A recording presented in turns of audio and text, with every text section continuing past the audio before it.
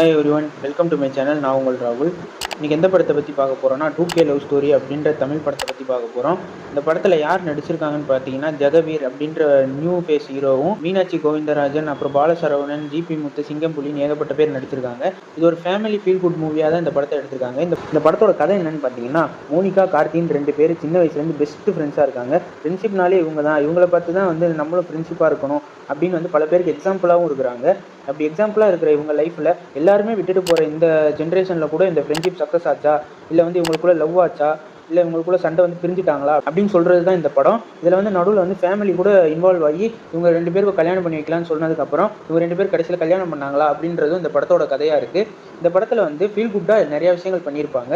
ஒவ்வொரு சீன்ஸும் நல்லா இருந்துச்சு. நீங்கள் வந்து எதுவுமே எக்ஸ்பெக்ட் பண்ணாமல் இந்த படத்தை பார்த்தீங்கன்னா உங்களுக்கே இந்த படம் பிடிக்கும். அவ்வளோ ஃபீல் குட்டாக இருக்கும்.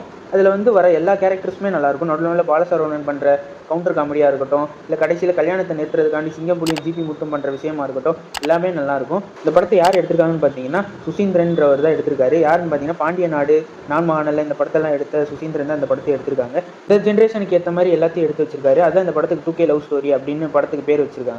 நீங்கள் இந்த வீக்கெண்டில் ஏதாவது ஒரு படம் பார்க்கணும்னு நினச்சிங்கன்னா இந்த படத்தை ட்ரை பண்ணி பாருங்கள். இது ஒரு ஃபேமிலி ட்ராமாவை தான் எடுத்து வச்சிருக்காங்க. எல்லாருமே பார்க்கலாம். இது ஒரு ஃபீல் குட்டான மூவி. நெக்ஸ்ட் ரிவ்யூவில் பார்ப்போம். Stay peace, stay safe. மறக்காம சர்ப்ரைஸ் பண்ணுங்க. தேங்க்யூ.